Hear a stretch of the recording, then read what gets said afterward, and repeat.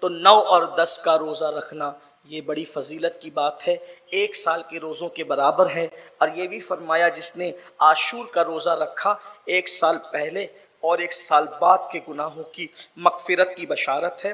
اور حضور علیہ السلام نے جب دیکھا کہ 10 محرم کو مدینے کے یہود روزہ رکھتے ہیں تو اللہ کے رسول علیہ السلام نے فرمایا ان سے پوچھو یہ کیوں رکھتے ہیں، تو انہوں نے بتایا کہ ہم موسیٰ علیہ السلام کو اور ان کی قوم کو فرعون اور فرعونیوں سے نجات ملی تھی، اسی خوشی کے اندر ہم روزہ رکھتے ہیں۔ تو میرے آقا علیہ السلام نے فرمایا موسیٰ ہمارے پیغمبر ہے، ہم ان سے زیادہ حقدار ہیں موسیٰ علیہ السلام کا دن منانے کے حوالے سے، البتہ یہ 1 رکھتے ہیں تو ہم ان کی مشابہت سے بچنے کے لیے 2 رکھیں گے، یعنی 9 اور 10 کو رکھیں گے۔ تو اس لیے 9 اور 10 کو روزہ رکھنا یہ سنت ہے اور اس کی بڑی فضیلت ہے۔ تو 9 اور 10 کو روزہ رکھنا یہ سنت ہے اور اس کی بڑی فضیلت ہے۔ رمضان شریف کے روزوں کے بعد سب سے زیادہ جس روزے کی فضیلت ہے وہ ماہ محرم الحرام کے روزے ہیں، حدیث میں بھی اس کا ذکر آیا ہے۔ تو لیکن چونکہ اس مرتبہ 9 محرم الحرام جمعہ کے دن آ رہا ہے تو بہت سارے لوگوں کے اندر یہ ہے کہ بھئی جمعہ کو تو نفل روزہ نہیں رکھ سکتے۔ یاد رکھیں ایسا نہیں ہے، مطلقاً نفل روزہ رکھنے کی ممانعت نہیں کی گئی ہے وہ جمعہ کے دن۔ جمعہ کا دن روزے کے لیے مخصوص کرنے سے کہ بھئی خاص جمعہی روزہ رکھنا، اس یعنی مخصوص کرنے سے جو وہ ممانعت آئی ہے۔ رہی بات اگر آپ ایام 20 کے روزے رکھتے یعنی 13، 14، 15 کا روزہ رکھتے ہیں، اسی طرح شب برات کا روزہ رکھتے ہیں، عرفہ کا روزہ رکھتے ہیں، اور اگر اس دن جمعہ آ گیا تو جمعہ کو روزہ رکھ سکتے ہیں، نفل روزہ، اس کی کوئی ممانعت نہیں ہے۔ اسی طرح ماہ محرم شریف کا روزہ عاشورہ جمعہ کے دن آ گیا یا سنیچر کے دن آیا، 9، 10 کو رکھنا ہے تو رکھ سکتے ہیں۔ اس میں جو خلجان لوگوں میں بہت ساری چیزیں لوگ خواہ کچھ چیزوں کو یعنی کہ غلط آگے بڑھاتے ہیں، تو ایسا کچھ بھی نہیں ہے۔ تو روزہ رکھنے آپ رکھیں، روزوں کا اہتمام کریں، درود شریف کا اہتمام کریں، تلاوت قرآن کا اہتمام کریں، سبیل امام حسین کا احترام کریں، صدقہ دیں، امام عالی مقام کی طرف سے صدقہ دیں، نیاز کریں، لوگوں کو کھانا کھلائیں، اس کی بڑی برکتیں ہیں۔ انشاءاللہ تعالیٰ کبھی موقع رہا، چونکہ ہم تو داستان کربلا بیان کرتے ہیں تو ایسا موقع ہی بیچ میں نہیں آتا کہ ان ساری چیزوں کا تذکرہ کیا جا سکے، اس لیے میں آپ سے کہتا ہوں امام کے نام پہ صدقہ دینا، امام کے نام پہ کھلانا، امام کے نام پہ پلانا، بہت اس کی برکتیں ہیں۔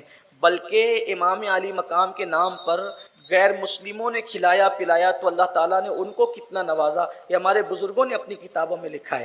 امام علی مقام کی ان لوگوں کو زیارت تک ہوئی، امام نے ان کو کلمے کی تلقین فرمائی، ایمان کی دولت عطا فرمائی، تو یہ بہت بڑی بات ہے، اظہار محبت ہے، اظہار پیار ہے۔ اس لیے صدقہ، خیرات، سبیل امام حسین، یہ ساری چیزیں کیجیے۔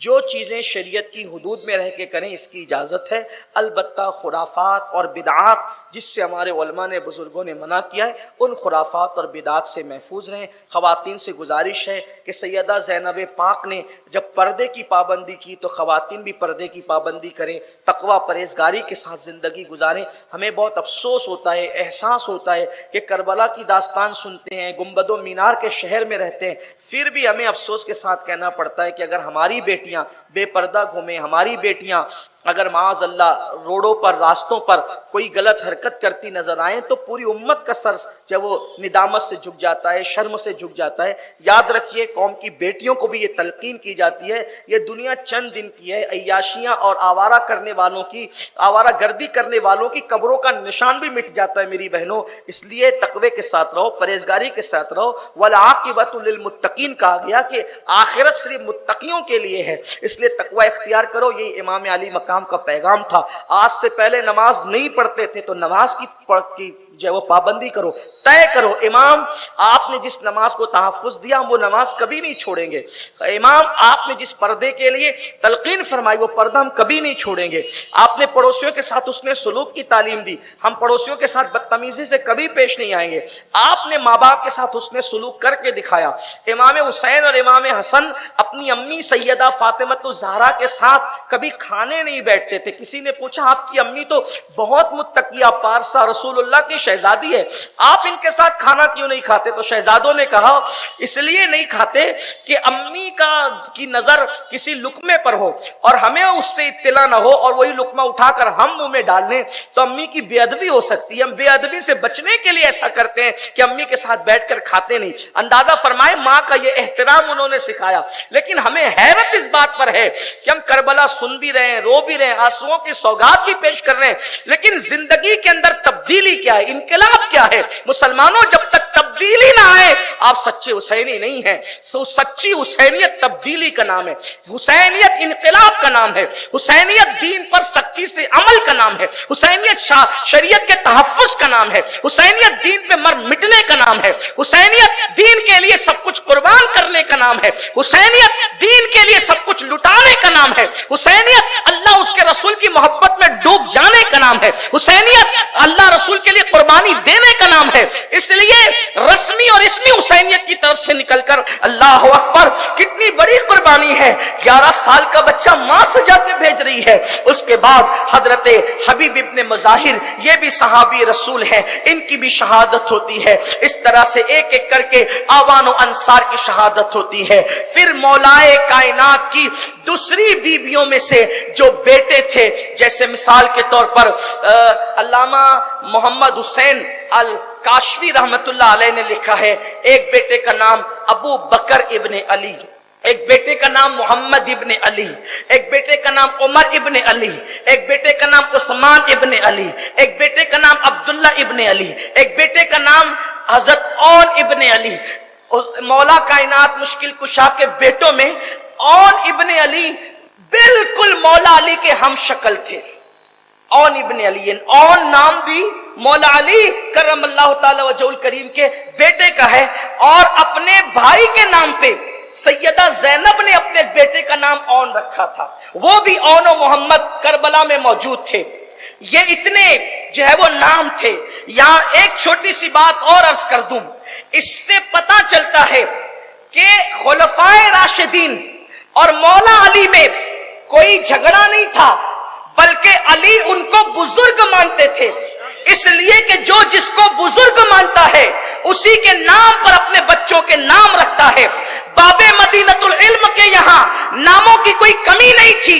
علی نے یہ نام رکھ کر بتا دیا کہ ابو بکر بھی میرا ہے, عمر بھی میرا ہے, عثمان بھی میرا ہے. کہ جو یہ قصے گڑے ہوئے نا کہ اس کا حق غصب کیا اور اس کا, اگر کوئی کسی کا حق غصب کرے گا تو وہ اپنے بچوں کا نام اس کے نام پہ تھوڑی رکھے گا. جس کو بزرگ سمجھتا اس کے نام پہ نام رکھے گا. اور یہ بات میں بعد کے لوگوں کی نہیں کہہ رہا ہوں, 300 سال پہلے والے مورخ کا میں حوالہ دے رہا ہوں آپ کو کہ یہ نام ہے علی مرتضیٰ کے گھر میں. تو یہ سب بیٹے مولا مشکل کشا کے شہید ہوئے. اچھا, ان میں سے اکثر بیٹے, اور وہ نام تو میں لوں گا ہی نا, آپ کو پتا ہے کون سا نام, قمر بنو ہاشم, باب الحوائج, وارث مولا مشکل کشا, وارث فاتح خیبر, شیر خدا کا شیر. شیر خدا کا شیر اس لیے کہہ رہا ہوں کہ مولا علی نے ان کا نام عباس رکھا, اور عباس کا مطلب کیا ہوتا ہے بتائیں, غرانے والا شیر. عباس کا مطلب ہے غرانے والا شیر. تو علی کے گھر میں نام بھی شیروں کی طرح ہے, علی کے گھر میں نام بھی شیروں کی طرح ہے, غرانے والا شیر. ان کے 3 بیٹے تھے, ان میں سے ایک بیٹے کا نام ہے عبید اللہ ابن عباس. وہ 2 بیٹوں سے نسل نہیں چلی, لیکن عبید اللہ ابن عباس کی نسل آج بھی دنیا میں موجود ہے. اور تحدیث نعمت کے لیے کہ جناب عباس ابن علی کی جو اولاد ہے الحمدللہ ان میں اکثریت کا تعلق اہل سنت و جماعت سے ہے. میں نے ان بزرگوں کی زیارت کی ہے جو عباس غازی عباس کی اولاد میں سے ہے. الحمدللہ علی احسان ہی. یعنی اہل سنت کا مسلک وہ مضبوط مسلک ہے کہ جس میں عباس ابن علی کی اولاد بھی ہے اور حسین ابن علی کی اولاد بھی ہے, حسن ابن علی کی اولاد بھی ہے. اسی لیے میرا امام پکار اٹھتا ہے, اہل سنت کا ہے بیڑا پار, اصحاب حضور نجم ہے اور ناؤ ہے عطرت رسول اللہ کی. تو یہ بہت زیادہ بیٹے ہوئے ان کے یہاں، اسی لیے ان کی امی کا جو نام تھا وہ نام تھا فاطمہ. ان کی ماں کا عباس کی، حضرت عباس غازی عباس کی امی کا اصل نام تھا اتفاق سے فاطمہ، اور ان کی کنیت تھی ام بنین. ام بنین مطلب بیٹوں کی ماں. ہر ماں بیٹوں کی ماں ہوتی ہے، ہر ماں بیٹوں کی ماں ہوتی. ان کو بیٹوں کی ماں فاطمہ کو کیوں کہا گیا؟ اس کی وجہ یہ تھی کسی کے بیٹے بڑھاپے میں کام آنے کے لیے پیدا ہوتے ہیں، کسی کے بیٹے کمانے کے لیے پیدا ہوتے ہیں، کسی کے بیٹے نسل چلانے کے لیے پیدا ہوتے ہیں، لیکن ام بنین کے بیٹے صرف اس لیے پیدا ہوئے تھے کہ وہ کربلا میں امام حسین کے کام آ جائیں. یہ تھا اصل معاملہ. تو وہ سب شہید ہوئے، وہ سب بھائیوں کی شہادت ہوئی. پھر عبداللہ ابن حسن کی شہادت ہوئی، عبداللہ ابن حسن کی شہادت ہوئی. عبداللہ ابن حسن کی شہادت کے بعد سارے آوان و انصار، حضرت مسلم ابن عقیل کے 2 بیٹوں کی شہادت ہوئی، حضرت مسلم ابن عقیل کے بھائیوں کی شہادت ہوئی. اس طرح سے ایک ایک کر کے سب نے جام شہادت نوش کیا. اب وہ خیمے جو بھرے ہوئے تھے وہ سب خالی ہو گئے، اور ان میں اب چند نفوس بچے. جب عبداللہ ابن حسن یعنی امام حسن کے بیٹے حضرت عبداللہ کی جب شہادت ہو گئی تو اس وقت حضرت امام قاسم جو امام حسن کے بیٹے تھے وہ اپنی ماں کے پاس گئے، کہنے لگے امی میرا بھائی شہید ہو گیا، میرے کئی چچے شہید ہو گئے، عوان و انصار شہید ہو گئے، آپ ایک کام کریں، چچا جان سے کہیں کہ وہ مجھے میدان میں جانے کی اجازت دیں. حضرت امام حسن کی بیوی اور امام قاسم کی امی حضرت امام حسین کی بارگاہ میں آئی، کہنے لگی کہ آپ سے میری گزارش ہے کہ میرے بیٹے قاسم کو آپ میدان میں جانے دیں. امام نے سر جھکا کر کے خاموشی اختیار فرمائی. تھوڑی دیر وہ کھڑی رہی اور چلی گئی، اس لیے کہ ان کا خیمہ الگ تھا، خواتین کے خیمے الگ الگ تھے، امام حسین کا خیمہ الگ تھا.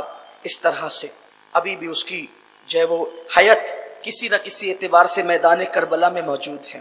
امام جب خاموش ہو گئے تو وہ چلی گئی. امام قاسم نے پوچھا کیا ہوا امی؟ کہا وہ تو کوئی جواب ہی نہیں دیتے. وہ آئے، آنے کے بعد جو ہے امام قاسم نے سرکار امام حسین سے کہا چچا مجھے میدان میں جانے دیں. فرمایا نہیں، تم نے نہیں جانا ہے، تمہارا بھائی چھوٹا ہے، چھوٹے کا مستقبل کس نے دیکھا؟ حسن مسنہ چھوٹا ہے، اس کا مستقبل کس نے دیکھا؟ میرے بھائی کی نشانی ہو، اگر تم کٹ گئے تو میرے بھیا کی نسل کس سے چلے گی؟ تم نے نہیں جانا. حضرت امام قاسم سیدہ زینب کے پاس جا کے کہتے ہیں پھوپھی آج قاسم یتیم ہو گیا. حضرت زینب سے امام قاسم نے کہا پھوپھی آج آپ کا قاسم یتیم ہو گیا. پھوپھی نے سر پہ ہاتھ پھیرا، کہا میرے لال دل کو چھلنی نہ کر، آج ایسی بات کیوں کہتا ہے؟ کہا پھوپھی جس دن سے میرے ابا کی شہادت ہوئی تھی اس دن سے لے کے آج تک میرے چچا نے مجھے احساس نہیں ہونے دیا تھا کہ قاسم یتیم ہے. جملے مکمل ہونے سے پہلے مراد پوری کر دیتے تھے. کبھی میں نے اپنے چچا سے نہ نہیں سنا تھا، پھوپھی آج میں نے اپنے چچا سے نہ سنا ہے.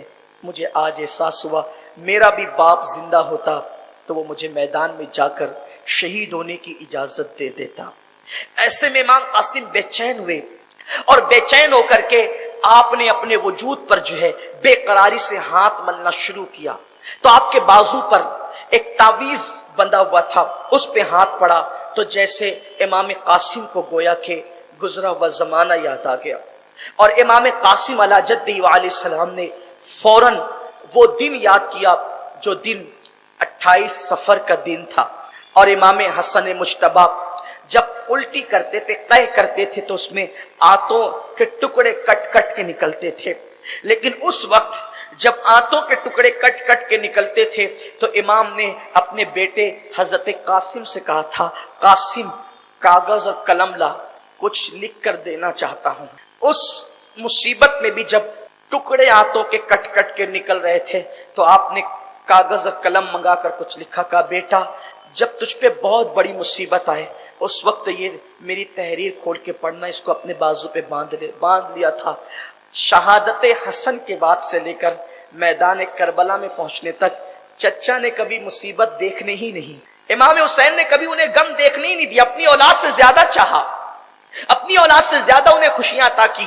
لیکن آج جب نہیں کہا نا تو کہا کہ آج مصیبت آ گئی، اور وہ کھولا تو اس میں لکھا ہوا تھا، مضمون یہ تھا میرے بیٹے میرے دل کے چین मेरी आंखों की ठंड, मुझे यकीन है कि तू आज मैदान करबला में है और मेरे भाई हुसैन का कोई साथ देने वाला नहीं है। मेरा हुक्म है कि मेरे भाई पर अपनी जान कुर्बान कर दे और शहीद हो जा। इमाम कासिम ये तहरीर लेकर अपनी फूफी से कहते, फूफी देखो अब मुझे कौन रोक सकता है। अल-मुख्तसर ये वो तहरीर इमाम हुसैन को दिखाई गई। इमाम तहरीर देखकर बहुत रोए। इमाम तहरीर देखकर कहा कि अब मैं अपने भाई की रूह को नाराज नहीं कर सकता, जाओ। जब कासिम को मैदान में भेजा जा रहा था, इब्ने जरीर तबरी के बयान के मुताबिक, उसको अपने अल्फाज के जामे में अर्ज कर रहा हूँ, बयान के मुताबिक जब उनके सर पे अमामा बांधा गया, कासिम के सर पे अमामा बांधा गया, उनकी अम्मी बांध रही थी अमामा। इमाम कासिम के सर पे जो अमामा बांधा जा रहा था उसमें भी पेवन लगे हुए। पेवन वाला अमामा एक माँ अपने बेटे को बांध रही थी और जो जूते उस वक्त इमाम कासिम ने पहने थे, इब्ने जरीर लिखते हैं, हुमैद इब्ने मुस्लिम की रिवायत बयान करते हुए कि वो उस तरफ लश्कर में था और देख रहा था कि इमाम कासिम के अमामे पर पेवन, कपड़ों पर पेवन और उल्टे पैर में जो जूता था उसका तस्मा भी टूटा हुआ था। लेकिन इब्ने मुस्लिम कहता है कि उसका चेहरा इतना चमक रहा था कि ऐसा लगता था कि जैसे उसकी चमक की वजह से करबला के जर्रे जगमगाने लगे। इतना खूबसूरत था वो जवान जिसे कासिम कहते हैं। और फिर इमाम आली मकाम ने इमाम कासिम को घोड़े पे सवार करके मैदान की तरफ रवाना किया। इमाम कासिम जब मैदान में आए तो आने के बाद उनको देखकर किसी में हिम्मत नहीं थी कि आकर के उनका मुकाबला करते। आपने ऐलान किया, मैं हसन का बेटा हूं और अली का पोता हूं। जब घोड़ा आगे बढ़ रहा था तो उनकी अम्मी ने कहा था, कासिम दुनिया तेरे बाप को बुजदिली का ताना न दे, दुनिया ये ना कहे कि हसन को जंग करने नहीं आती थी, जा करके इस दाग को धुल दे कि तू किसी बहादुर बाप का बेटा है। इमाम कासिम चले और चलने के बाद जब गए तो सामने किसी में हिम्मत नहीं थी। ये कोई मुबालगा नहीं है, इब्ने जरीर को उठाकर देखे। इब्ने जरीर तबरी उस शख्स का नाम है कि जिसकी तफसीर भी लोगों के दरमियान एक सनद की हैसियत रखती है। ये इब्ने जरीर उस हस्ती का नाम है। इब्ने जरीर तबरी कहते हैं कि किसी में हिम्मत नहीं थी मुकाबला करने की और वो कह रहे थे, मैं अली का पोता हसन का बेटा हूं, आओ कौन मुझसे मुकाबला करना चाहता है। कोई नहीं आया तो इज्जत इमाम कासिम रदी अल्लाह तआला ने कहा, इब्ने साद तू आ निकल कर, अगर तेरे अंदर हिम्मत है तो तू मुझसे मुकाबला कर। 3 दिन की प्यास है, चौथा दिन शुरू हो चुका है, चौथा दिन भी चढ़ने लगा है। ऐसे में आप जो है मुबाजरत तलब फरमा रहे हैं। इब्ने साद ने देखा कि ये तो हसन का बेटा अली का पोता है। उसने अर्जक नामी पहलवान को कहा कि तू जा, इसलिए कि तू 10,000 रुपये तनख्वाह लेता है यजीद से, इसलिए तूने जाना है। उसने कहा, ये छोटे बच्चे से मैं क्या जंग करूंगा, ये मुझसे क्या जंग करेगा। और उसके बाद कहा कि मुझे जाना जो है इसके सामने मेरी तौहीन है, इसलिए कि मैं 1000 लोगों से अकेला लड़ सकता हूं, इस बच्चे के सामने मुझे भेज के मेरी तौहीन न कर। उसने कहा, वो बच्चा दिख रहा है तुझे, लेकिन वो अली का बच्चा है, तुझे नहीं पता है, वो अली इब्ने अबू तालिब का पोता है, तुझे नहीं पता है। उसने कहा, देख मेरा एक ही बेटा इसका काम तमाम करेगा। उसने एक बेटे को भेजा। इमाम ने बिला मुबालगा एक तलवार में एक वार में उसके 2 टुकड़े किए। उसके बाद उसने दूसरे को भेजा, दूसरे के भी एक ही वार में 2 टुकड़े किए। तीसरे और चौथे का अंजाम भी यही किया। आखिरकार वो मस्त हाथी की तरह जब इमाम की तरफ बढ़ा तो हजरत इमाम आली मकाम ये मंजर देख रहे थे कि मेरे कासिम के सामने अब अर्जक आ रहा है, 1000 से जो अकेले लड़ सकता है वो आ रहा है। इमाम ने सर सज्जे में रखा, अल्लाह मेरे लाल की लाज रखना। अभी इमाम ये दुआ ही कर रहे थे कि हजरत इमाम कासिम ने कहा, चचा सज्जे से सर उठाए, अल्लाह ने आपकी दुआ को सुन लिया है। मैंने अर्जक के 2 टुकड़े कर दिए हैं, अर्जक के 2 टुकड़े कर दिए थे हजरत इमाम कासिम रदी अल्लाह तआला ने, लेकिन किए भी किस शान से थे कि जब उसने तलवार लहराई और इमाम कासिम पे हमला किया तो उन्होंने जो है वो ढाल पे रोका, उससे इमाम कासिम के हाथ पर जख्म आ गया। लेकिन जैसे ही जख्म आया तो हजरत इमाम कासिम ने फरमाया, इतना बड़ा पहलवान है, तुझे जंग के उसूल याद नहीं है, तुझे तो ज़ैन कसना भी नहीं आती है। जैसे उसने ज़ैन की तरफ देखा, इमाम ने जोरदार वार करके उसके 2 टुकड़े कर दिए। अल्लाह अकबर। ये मंजर इब्ने साद ने देखा, उसने कहा, इस बच्चे बच्चे से अकेले लड़ोगे तो ये पूरा लश्कर साफ कर देगा। प्यासे है तो ये हाल है। एक काम करो, चारों तरफ से इसको घेर लो। हजरत इमाम कासिम को जब चारों तरफ से घेर लिया गया और हर तरफ से तीर बरसाए जाने लगे, तारीखी एक रिवायत के मुताबिक जब इमाम कासिम को चारों तरफ से घेर करके तीर बरसाने लगे, नेज़े मारने लगे, इमाम कासिम जो है घोड़े से जमीन पर तशरीफ लाए। एक तारीखी रिवायत ये भी है कि जिस वक्त इमाम कासिम घोड़े से नीचे आए, आवाज दी, मेरे चचा मेरी खबर लो। इमाम अली मकाम वहां से निकल कर जब आप जो है अपना घोड़ा दौड़ाने लगे, उतने टाइम में उतने वक्त में उन जालिमों ने हजरत इमाम कासिम को शहीद कर दिया। और सिर्फ शहीद ही नहीं किया बल्कि शहीद करके कासिम के लाश पर इतने घोड़े दौड़ाए जैसे किसी चीज को बार बार मार कर जब मारा जाता है तो वो चीज कैसे पतली होती चली जाती है, फैलती चली जाती है। बयान किया जाता है कि जब हुसैन पाक तशरीफ लाए और कासिम का लाशा इस हालत में देखा तो उठाया और उठा करके कहा, अल्लाह उनको नामुराद करे जिसने मेरे कासिम का ये हाल किया है। मौरिख बयान करता है इमाम कासिम को इतना कुचल दिया गया था कि जिस वक्त इमाम हुसैन कासिम का लाशा लेकर के जा रहे थे तो